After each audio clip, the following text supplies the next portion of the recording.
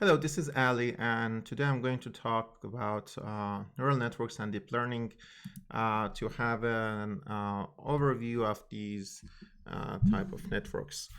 So we're not going to go very deep into them, just cover some of the basics. So to know about neural networks, if you know about linear regression and logistic regression, and you know how gradient descent works, then you know what neural networks basically are. They're a combination of many logistic regression blocks in a way that these logistic regression blocks have a form of a function. And this function is basically a function over the irregular weight times the input plus a bias. So what happens is that we used to have a function for the logistic regression. Now this function, instead of being a logit function, it could be any other function, which we call an activation function. And a neural network is basically a combination of some of these functions. So we get the input to the first function. That input will be multiplied by some weights, and we have a bias that is added, and then the output of that function is then given to another function, so on, which will create our neural networks. The function g is a fixed and determined function that is designed in advance, and usually it's nonlinear.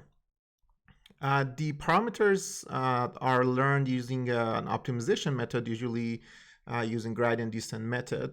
And each row of the matrix WL is showed by WL of U. And these are different assumptions that we have here. So basically, by definition, you can see that each layer that we have is a combination of an activation function, the same G1, that goes over the different weights time the input plus a bias. And this will create an output which is then given to other layers in the like an other function, other layers in the second like layer, and then it will be given to the final layer of the neural network. So this model is a multi-layer perceptron model. So we have three activation functions here, one for the first layer, one for the second, and one for the last layer. And this last layer of actually activation function basically is going to determine the type of output and what our y is going to be. So basically, neural network is some input that we give a set of kind of logistic regression cells and in different layers with a different activation function, and at the end, we have our output. So if we have a regression model, the glast, the activation function of the last layer of a neural network, is linear. If we have a classification problem, the glast is actually a binary or softmax function.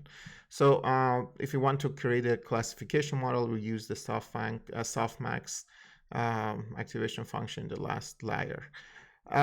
Some of the choices are, for example, for the activation functions are the 10H and ReLU activation functions that you could see how they work for an input of Z and how you could calculate them. And they have different functionalities. ReLU, for example, is basically discards anything negative and gives you a 0. And if we have a positive value, is going to give you that one. If you want to learn more about them, you could follow the link below and search more about different activation functions. So deep learning originally has the definition of a neural network that has more than two layers except the output. So if you have two deep layers, hidden layers in the middle, then it could be called deep learning. There are two major reasons why deep learning became really interesting and solved a lot of our problems. One is the huge amount of data that is available these days, and another reason is the availability of GPUs, or graphical processing units, which enabled training deep neural networks. The two types of deep networks are that you could find and name are convolutional neural networks and recurrent neural networks. The two biggest challenges with these networks and networks with two layers is the problem of exploding gradient or vanishing gradient. So gradients are required to train the neural network. So the gradient of the final layer, the output layer, will be like pushed back and propagated back to train the neural network model. If the number of layers are too many, then we may have a vanishing or exploding gradient problem. So we needed new architectures. Kind of convolutional neural networks and long short memory and RNN neural networks are some of the solutions to this vanishing problem. So why convolutional neural networks? So convolutional neural networks are a good fit for images. Images, as if you use images as input data, they are quite high dimensional.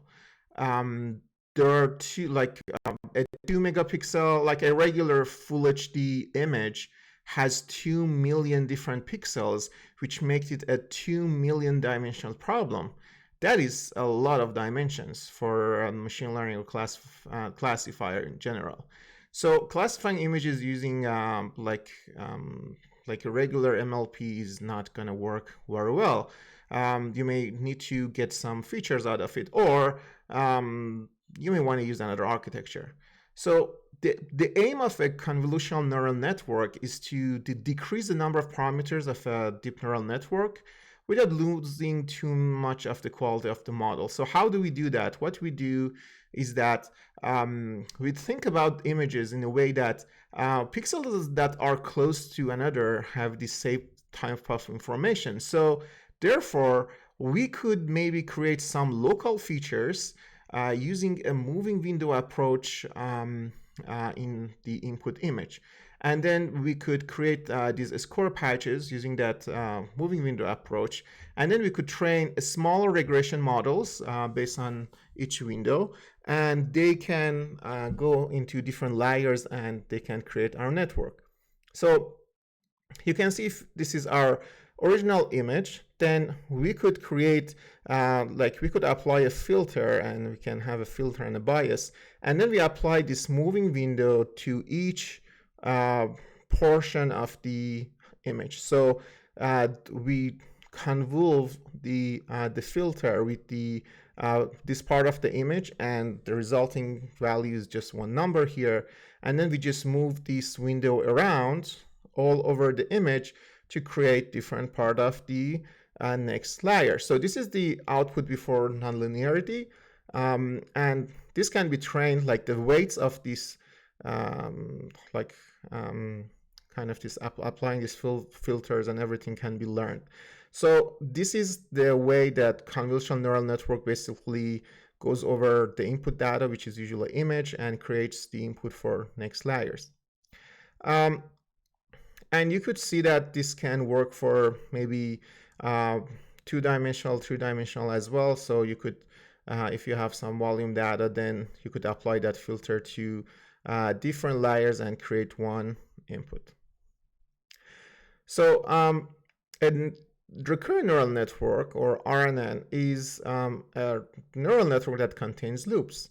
So the basic idea is that each unit U of the recurrent layer L has a real value state, hidden layer state of layer L and unit U. So this state is kind of considered as the memory of the unit. So it remembers something from the previous step. So in RNN, each unit is, in each recurrent layer L receives two inputs. So one of the inputs is the vector of output from the previous layer, except the first layer, and the other vector is the states from the same layer L. So the vector of states from the same layer is actually the from the previous time step. So what happens here is that this loop, so this is a recurrent RNN cell. So each layer basically receives the actual input plus the input, the state from the previous time step.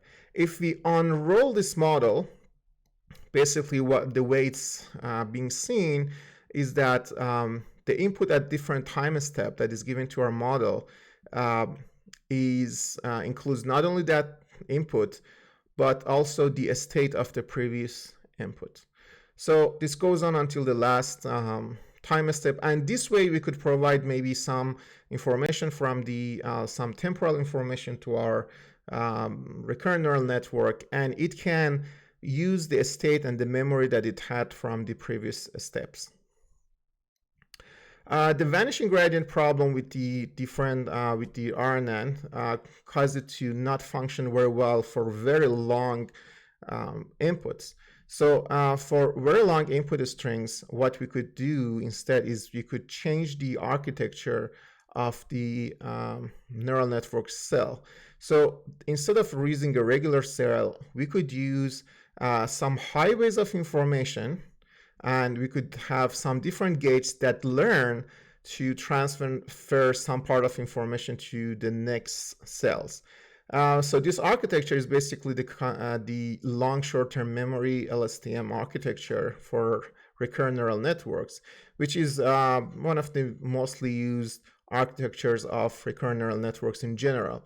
So they perform much better in terms of working with long-term temporal patterns, and mostly they are the kind of a state of the art. There have been many different ways to using LSTM. For example, like there are bidirectional LSTM or LSTM with attention. But in general, like there are not many different combinations that are performing much better than the original LSTM. So one final thing to consider is that we're looking when we're looking at the neural networks, we want to make sure that they are not going to be overfit. One of the major issues with neural networks is the overfitting problem. So dropout is a mechanism that allows us to like kind of prevent overfitting in deep neural networks. So the idea is that during training, some number of layer outputs are randomly ignored. So if you've got a layer, then the output of that layer will be ignored, which makes the process quite noisy. So there are two things that can be done to perform like work with dropout. One is that in training phase, for each hidden layer and for each sample and for each iteration, we want to ignore or zero out a random fraction of nodes. So this looks like this. So adding dropout to a neural network means that during the training, some of these, like maybe 50% of the nodes are ignored. So that's what we did in the training phase, but in the we want to just in the forward propagation, we want to use all activations but reduce them by factor p, the same factor that we removed. Sometimes it's 50%. So to account for the missing activations during the training, when we use it, we also remove the activation functions by 50% as well. So if this is in a standard neural network with all the layers and all the different activations, after applying the dropout, this would be the considered output. So if you have any questions, let me know. I know this is so this was a brief introduction to neural networks. I've got a sample MNIST classification using LSTM code that I will provide to you. If you have any questions, please let me know.